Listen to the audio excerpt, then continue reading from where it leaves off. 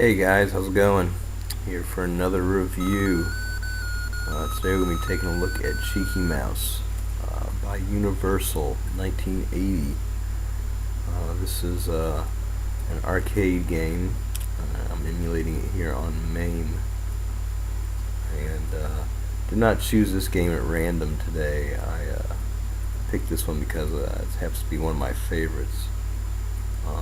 Pretty good at it. I actually have a MARP high score.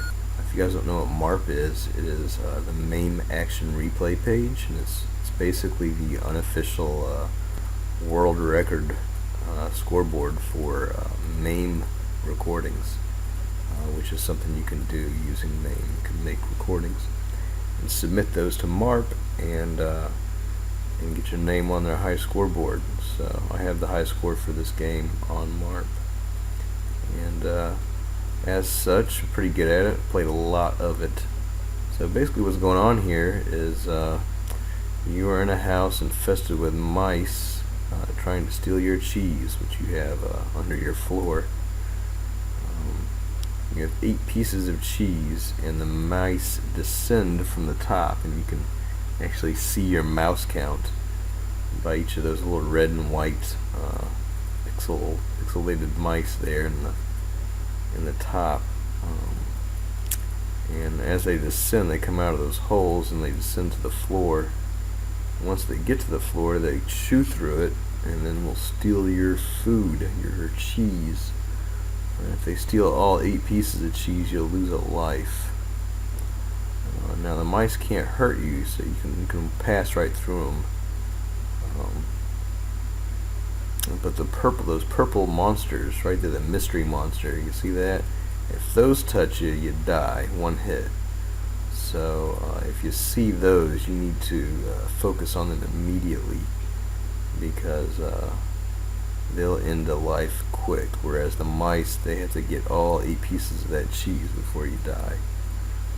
So you can hit them when they're coming down, and you can hit them when they're coming back up. If you hit them when they're coming back up, you get double the points on that board. So a lot of strategy is to point press, is to let the mice chew through your floor. That technique will get you some more points, but it can be dangerous as you can quickly lose control in this game. This game is all about focus, keeping your cool, keeping things under control, maintaining good control, and not panicking, because things can get hairy fast, and you can quickly go from all 8 pieces of cheese and everything's under control to just being completely overwhelmed. The game gets very fast. It's not a game you can play with a gamepad, so if you need a joystick to really play this game, you got to be able to whip back and forth on a dime to make these quick cuts to get these mice. Yeah, your guy has a hammer and he squishes the mice. That's it. You can go left, right, and push your button to swat the hammer. It's pretty funny. I love the expression on the guy's face when he hits and when he misses.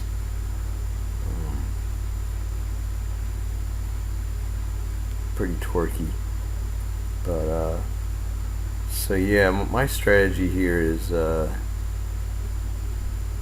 not to point press. I'm just trying to get as far as I can. Really, you can point press early in this game, but it's best to just try to get deeper into the game, because the further you get, the more points everything's worth.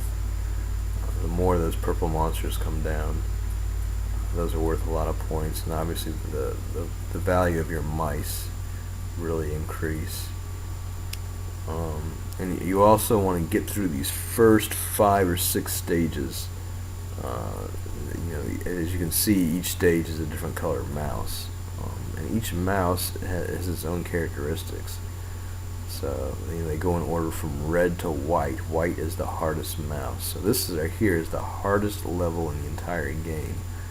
And as you can see, everything's just dropping on me so fast. There's almost no way to really maintain control. If you can get through this stage without losing a life, then you're doing really, really well. if I can get through this stage with just, having lost one life, I feel pretty good. And I might be able to manage that here. Oh no, I've already lost a life. You can get one extra man at 3,000. And that's it. It's pretty easy to get that extra man, but it's pretty unforgiving afterwards. You don't get any extra lives after 3. So I made it past the white mouse round here. Now, as you can see, it's just a mix. So it's a little easier to keep things under control because, again, you only have a few white mice and a few purple mice, and those are really the 2 mice that just died from a mystery monster hit with all that cheese left over. So that was a pretty bad death. You never want to die with almost all your cheese left over. It's why you gotta just about stop what you're doing to deal with those mystery monsters. You gotta just, even your instinct is to keep on going after those mice, but you can't. You gotta just let them chew through while you deal with those purple monsters. Unless you've only got a piece of cheese, one or 2 pieces of cheese left, then yeah, I guess stick with the mice, because one more theft and that's the end of your game.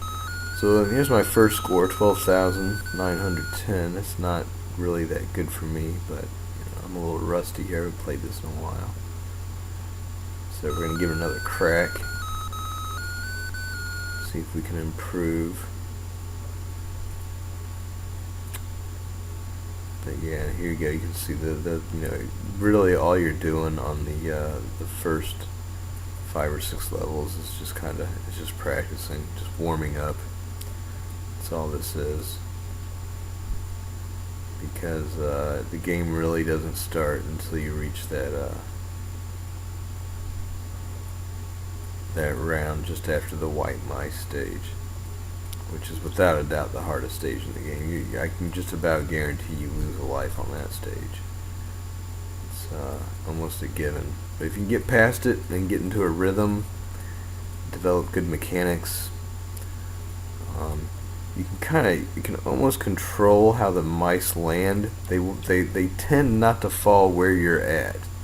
Their tendency is to move around you. If you can kind of see here, none of them will really want to drop where you're at. They will move left and right to drop in a spot where you're at, even though you can't be hurt by them, and you can't hurt them unless you squish them with your hammer, of course. They will avoid where you're at, so you can kind of control where they fall by moving out of their way.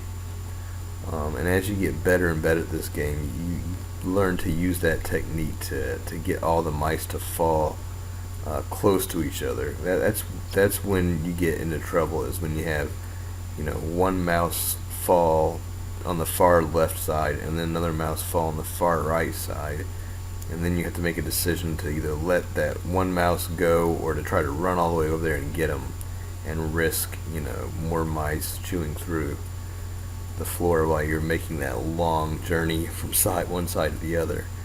So it definitely can be some split-second decisions that you have to make in this game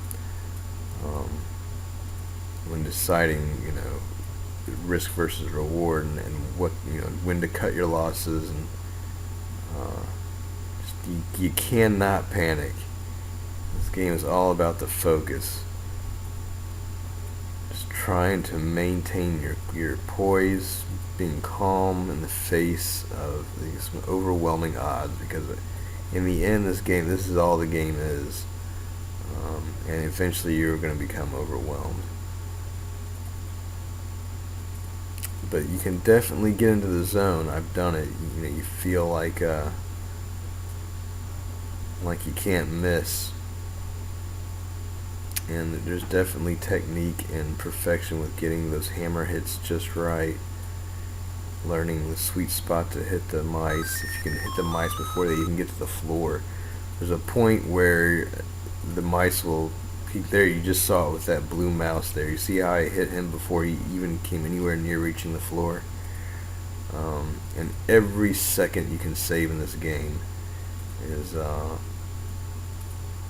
is what you have to do to stay alive. Every second adds up for you. So anywhere you can shave off time, if you can hit those mice before they even reach the floor, that'll save you a split second of time. I'm not doing bad here. Still got 3 lives on the purple level. So if I can get through this level and the next level without losing a life, I will be in very good shape to go on a good run here for a good high score. But I'm willing to bet that doesn't happen. Probably get overwhelmed pretty fast. As you can see, this is just ridiculous. Hardest level in the game is with these white mice. Look at that! I don't even know what I'm doing. I'm just like, I'm freaking out. I'm panicking. When you panic, you're almost like a deer in headlights. You're just watching mice chew through your floors like there's nothing you can do. So yeah, I lost a life there. That's no good. So this will probably be a poor attempt as well. But we'll see.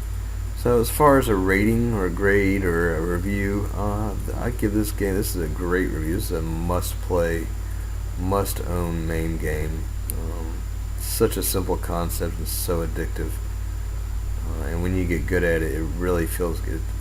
You have a good feeling when you play this. You know, you get that good feedback from it when you get hot. So the sound is pretty miserable. Again, you know, you're just hearing that beeping, and that is exactly like the arcade version too. That is emulated just right. That's not bad emulation. That is exactly how the arcade sounds. So, pretty bad. But so yeah, the sound, I don't know, a 1, a 2, I don't know, what's the worst score you could give it. So bad sound score, but gameplay, to me, this is a 9. I can play this for hours.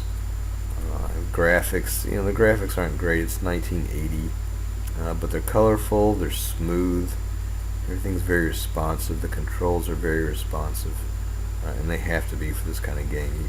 You know, with the rock solid reaction time you need and the timing, you gotta have solid controls. Smooth graphics, colorful graphics. I mean, they're basic graphics, but you know, they work. They have that old-timey arcade feel, which I like. So, you know, overall, I give this game a solid 8. Excellent gameplay. It's all in the gameplay here. So much fun, especially when you get good and you get on a roll, and you can clear a level without losing a single piece of cheese. You know, especially these later levels. That was the end of my game there. 16,000, that was a little better. You know, once you get above 20,000, that's when you're starting to get good. So, but anyway, thanks for watching, guys. Cheeky Mouse, give it an 8. Excellent game. Try it out. Take care.